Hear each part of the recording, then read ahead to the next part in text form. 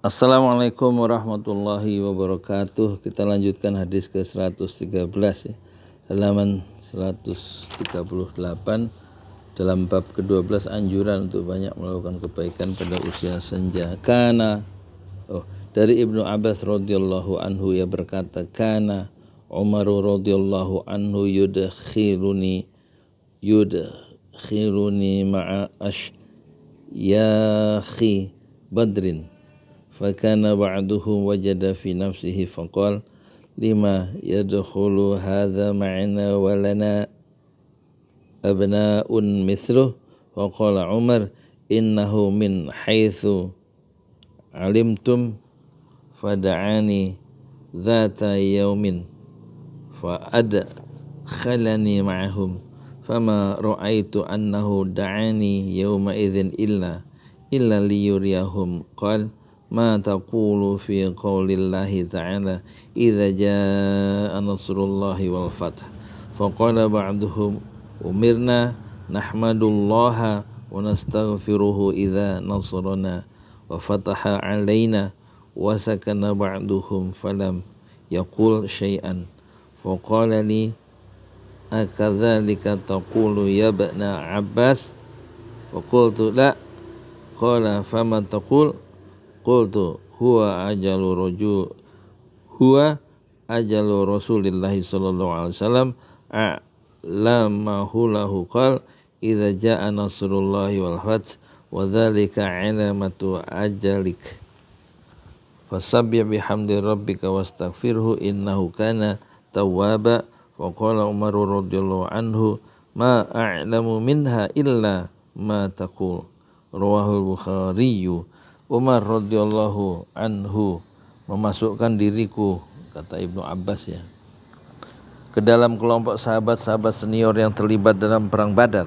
Maka seolah-olah ada sahabat senior yang merasa keberatan dalam hatinya lalu berkata, mengapa orang ini masuk bersama kita sedangkan kami mempunyai anak-anak yang sebaya umurnya dengan dia. Umar kemudian menjawab, sebenarnya dia itu seperti yang kalian ketahui. Pada suatu hari Umar memanggil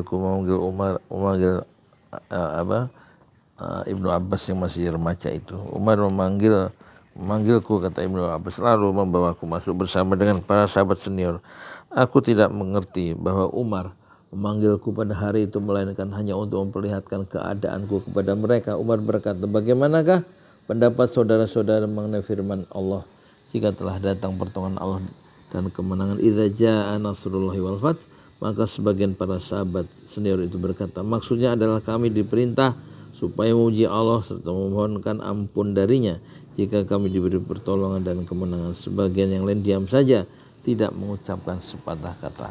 Jadi Umar ini mau mengetesnya Ibnu Abbas ya. Umar berkata kepadaku, maksudnya kepada Ibnu Abbas, apakah demikian pendapatmu ya Ibnu Abbas? Aku lalu menjawab, tidak. Umar bertanya lagi, jadi bagaimana pendapatmu? Aku menjawab, kata Ibnu Abbas, surat ini menunjukkan tentang ajal Rasulullah sallallahu alaihi wasallam. Allah telah memberitahu beliau tentang dekatnya ajal beliau, lalu Allah berfirman, jika telah datang pertolongan Allah dan kemenangan, jadi yang demikian itu adalah tanda datangnya ajalmu. Oleh sebab itu, maka bacalah tasbih dengan memuji Tuhanmu dan mohonlah ampun kepadanya. Sungguhnya Allah adalah maha penerima taubat. Umar berkata, memang aku sendiri tidak mempunyai pendapat selain dari apa yang telah engkau ucapkan itu. Hadis riwayat Bukhari. Hadis ini diriwayatkan oleh Imam Bukhari dalam kitab tafsir, bab tafsir jika telah datang pertolongan Allah dan kemenangan, dan kitab para nabi, bab tanda-tanda kenabian dalam Islam, dan At-Tirmidzi dalam kitab tafsir, bab tafsir surat Al-Fath. Penjelasan kata asyahun pantulannya tak?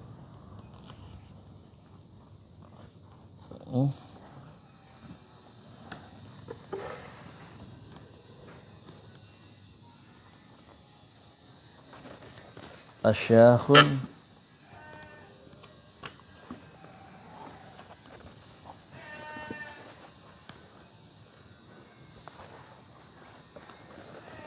orang-orang yang sudah tua, itu asyakhun. Kata ini adalah bentuk jamak dari kata syekh.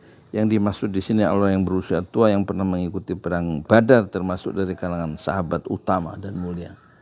Wajada itu artinya menemukan, maksudnya merasakan ganjalan dalam hati. Yadkhulu ia masuk, maksudnya mengapa engkau melibatkan dia Ibnu Abbas bersama kami dalam hal-hal yang penting dan musyawarah. Diikut sertakannya Ibnu Abbas ke dalam perkumpulan para sahabat senior karena ia, yaitu Ibnu Abbas, memiliki pengetahuan yang tinggi. Min haitsu alimtum, sebagaimana yang kalian tahu, maksudnya sebagaimana kalian tahu bahwa ia berasal dari rumah Nabi dan sumber ilmu, maksudnya Ibnu Abbas ya. Alamatu ajalika, tanda dekatnya ajalmu. Mutiara hadis 1 ada 6. Mutiara perintah istighfar merupakan peringatan tentang dekatnya ajal.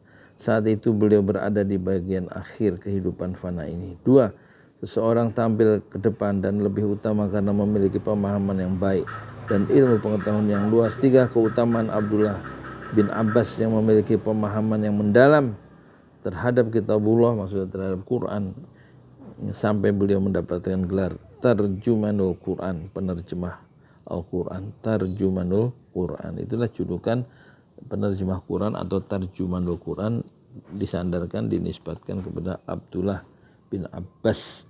4. Keutamaan ilmu dan ulama. 5. Orang-orang yang didekatkan kepada Allah Subhanahu wa taala memiliki tanda-tanda sebelum ajal datang yang menunjukkan baiknya kesudahan yang mereka terima. 6. Kualitas seseorang ditentukan oleh ilmu dan amalnya, bukan oleh usianya. Ya kan? Bukan oleh usianya, tapi ditentukan oleh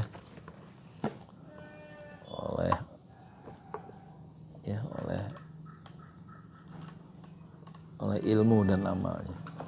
Karena